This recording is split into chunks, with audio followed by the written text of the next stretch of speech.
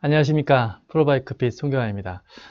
오늘은 우리가 자전거를 탈 때 이 무릎의 너비에 대한 이야기를 해보고자 합니다.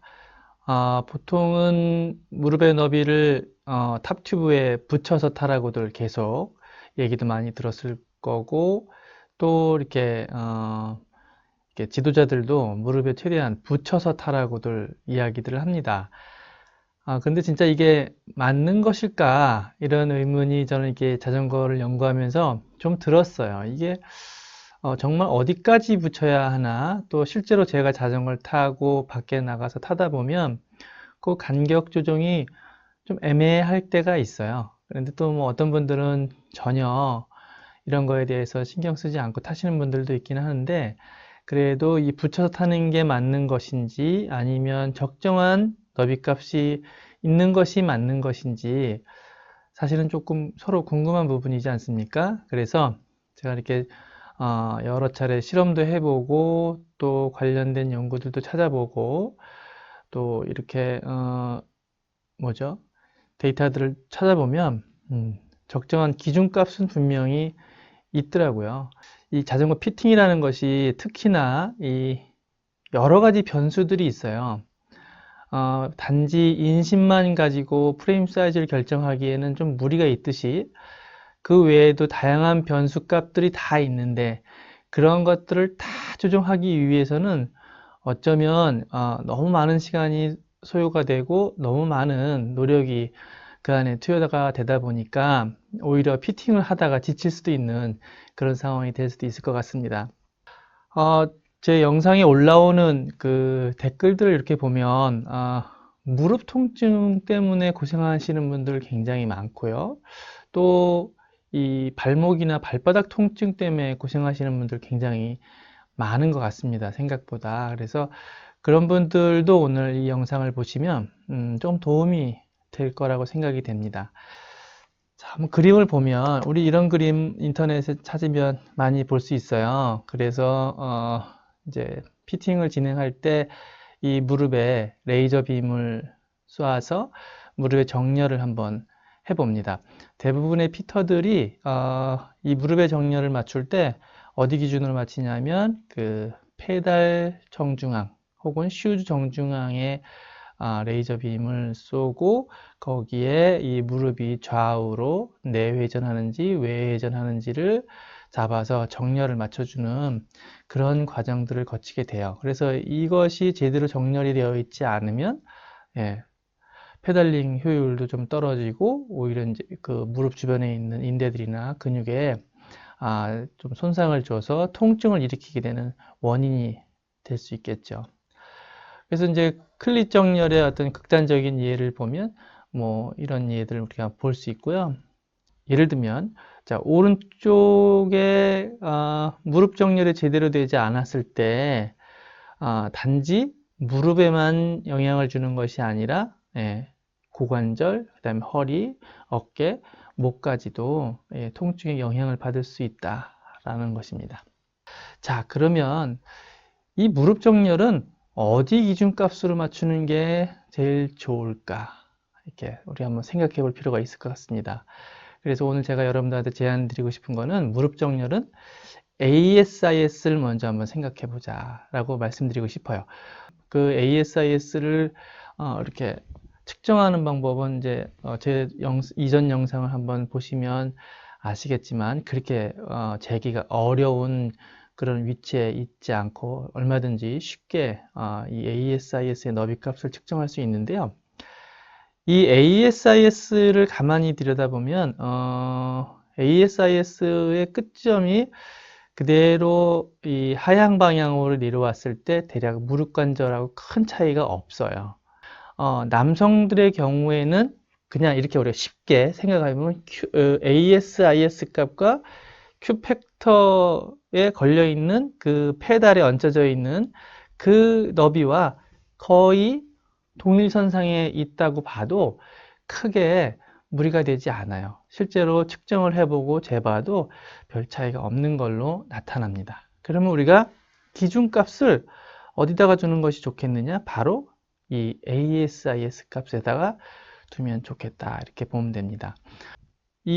여기는 알겠는데, 무릎의 위치가 이게 정말 이 ASIS 값하고 맞게끔 페달링이 되고 있는지를 확인하기가 그렇게 수월하지 않아요. 보통 우리가 무릎의 통증에 대한 문제에 고민을 하고 계시는 분들을 가만히 보면 항상 이 무릎 정렬이 제대로 안 돼서 오는 경우가 참 많아요. 근데 여기 조건이 있어요. 조건이 뭐냐면 클릿을 정확하게, 그러니까 클릿의 전후값, 좌우값, 그 다음에 회전값을 정확하게 세팅을 해 놓은 상태에서 무릎 정렬을 말씀드리는 겁니다. 이 ASIS의 너비는 27cm 정도 됩니다. 그래서 요 끝에서부터 요 끝까지 너비가 27cm예요. 그러니까 중심에서 여기까지는 13.5, 여기도 13.5, 이렇게 요 너비가 되는 겁니다. 이해가 되셨죠? 네. 그래서 우리가 라이딩을 할 때 ASIS의 너비와 그 무릎의 중심의 너비, 그러면 이제 이렇게 말씀을 드리면 그러면 슬개골 중심인가요? 아니면 무릎의 중심인가요? 이렇게 물어보실 수도 있어서 제가 미리 말씀을 드리면, 슬개골은요 분명히 무릎 중심에 있지만 이게 서 있으면 슬개골이 정중앙에 있어요. 그렇지만 무릎을 위로 굽히면 슬개골이 약간 바깥쪽으로 밀려 나갑니다. 그런 이제 그 해박적 구조가 있어요. 그래서 그냥 우리가 슬개골 중심이다, 무릎의 중심이다, 이거에 대한 정의를 명확하게 해줄 필요가 있는데, 그냥 무릎의 중심이다. 눈에 보이는 무릎의 중심으로 봤을 때, 자, 이 ASIS가 기준값이라고 보고, 양쪽 끝이 ASIS의 너비라고 보고, 여기를 무릎의 중심으로 맞추고 타시면 크게 무리가 없습니다. 예. 여성의 경우에는요, 여성의 경우는 ASIS가 남성에 비해서 조금 더 크죠. 그래서 무릎 바깥쪽, 그러니까 무릎 바깥선, 그러니까 무릎이 있으면 무릎의 바깥쪽을 요 선 안쪽으로 집어넣어서 라이딩 하시면 큰 무리가 없습니다. 사람이 가지고 있는 모든 관절, 모든 신체 구조에 어느 정도의 적응값이 있기 때문에 오차가 생긴다고 해서 그것이 부상의 원인이 되지는 않는다고 말씀드리고 싶어요. 그래서 자, 남성분들은 이 ASIS 값 기준에 무릎의 중심을 맞춘다는 거, 또 여성분들은 무릎의 바깥쪽을 ASIS 값 안쪽으로 집어넣는다는 거, 여성분들은 Q 앵글 값이 좀 크기 때문에 그렇다고 제가 한번 말씀드린 적이 있어요. 지금 제가 타고 있는 자전거는 리툴사에서 만든 그 사이징용 자전거입니다. 이 자전거의 용도는 이 기존에 이제 여러분들이 타고 있는 자전거의 지오메트리에 맞춰서 이 자전거에 적용을 하고, 그리고 이제 타보는 건데, 사실은 이런 사이징용 자전거는 자전거를 구매하기 전에 한번 타보는 목적으로 타서 이 자전거를 타시는 분의 이 페달링이라든지 그 다음에 자세라든지 이런 부분들에 대한 효율을 맞춰주기 위해서 이런 사이징용 자전거가 있습니다. 자, 방금 이제 제가 설명드렸었던 것처럼 자전거를 탈 때 우리가 무릎의 간격에 대한 얘기를 했었잖아요. 그래서 일단 첫 번째는 이 무릎의 간격을 무시하고 타는 그런 분들이 계셔요. 그래서 보면은 지금 이제 가운데 레이저가 잘 보이는지 모르겠습니다만은 현재 지금 무릎의 간격을 일정한 간격으로 유지하고 있는데, 어떤 분들은 이제 무릎이 올라올 때 바깥으로 왼발이 이렇게 나가시는 분들이 계시고, 또 반대로 오른발이 나가시는 분이 계셔요.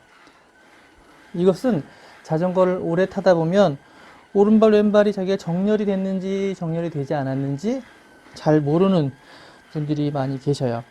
그래서 다시 정렬을 하고, 또 이제 이 안장 높이가 너무 낮으면 두 발 다 이렇게 바깥으로 나가게 되죠. 이 상태로 자전거를 오래 타게 되면 어떻게 될까요? 무릎에 상당한 부담을 줍니다. 그래서 모아서 타는데, 또 어떤 분들은 한쪽 발만 또 이렇게 안으로 들어와서 타시는 분도 계시고, 또 반대발이 들어와서 라이딩을 하시는 분들도 계십니다. 또 어떤 분들은 두 발이 다 모여서 하셔요. 실제로 많은 코치들이 그 탑 튜브에 이 무릎을 좀 붙여서 타라고들 하잖아요. 근데 무릎을 얼마큼 붙여야 되는지 우리가 잘 몰라서 보통 항상 이렇게 궁금해했었던 부분이 있을 수 있습니다. 그래서 여러분들이 자전거를 이렇게 타다 보면 이 편안한 상태의 어떤 무릎의 간격을 우리가 알 수 있을 것 같아요. 그러면 이 무릎의 간격은 어디에 맞추면 좋겠냐면, 제 ASIS 너비가 있어요. 그래서 지금 이쪽에 이렇게 지금 마킹을 하나 했죠. 그 다음에 반대쪽에도 이렇게 마킹을 합니다. 양쪽에 마킹을 좀 해놓으면 좀 보이시나요? 두 군데 보입니다. 자, 요 너비가 우리가 이 무릎의 너비라고 보면 되고요. 그 다음에 자전거를 타실 때 요 너비가 남자분들은 중심이 되면 됩니다. 요 너비가 중심, 어디 중심이냐? 요 앞에 슬개골이 있잖아요. 슬개골 중심이면 됩니다. 자, 여성분들은 어떻게 타냐? 여성분들은 약간 무릎 바깥쪽에 이 마킹이 걸릴 수 있게끔 라이딩을 하시면 됩니다. 그래서 다시 남성분들은 무릎 중심 또는 슬개골 중심 타시면 되고, 여성분들은 약간 슬개골 바깥쪽이 중심이 걸릴 수 있도록 이렇게 타시면 됩니다.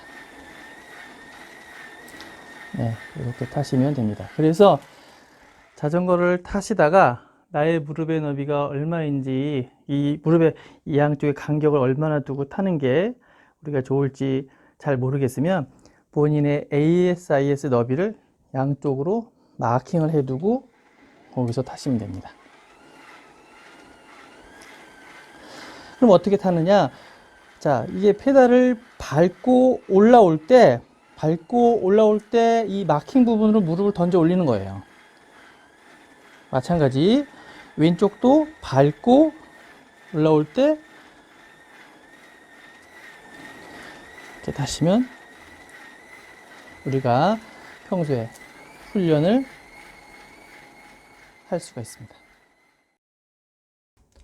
자, 이 영상은 이전에 실제 피팅을 진행했을 때 영상의 일부입니다. 왼쪽에 있는 그림은 좌측의 무릎이 기준선을 바깥으로 이제 나오는 그런 모습이고, 우측에 있는 영상은 이제 피팅을 진행을 하고 무릎이 정렬된 상태에서 페달링을 하는 그런 동작의 모습을 우리가 볼 수 있습니다. 네, 어떠셨습니까? 도움이 좀 되셨나요? 그렇게 지금 말씀드린 대로 레이저 빔을 실제로 쏴서 보여드렸는데, 그 빔의 위치는 지금 요 선의 위치라는 거, 그것만 기억해 주시고 타보시면 훨씬 더 호전이 될 겁니다. 특히 무릎 통증, 발목 통증이 있으신 분들, 그 다음에 그 페달링을 할 때 스피드를 제대로 주지 못하는 분들도 지금같이 무릎 정렬이 어느 정도 되면 자전거 타시는데 큰 부담이 좀 줄어들고요. 통증도 크게 호전될 것 같습니다. 자, 오늘은 페달링을 할 때 우리가 무릎의 정렬은 어느 정도 너비로 맞춰서 타야 되는 것인가에 대한 이야기를 나눠봤습니다. 감사합니다.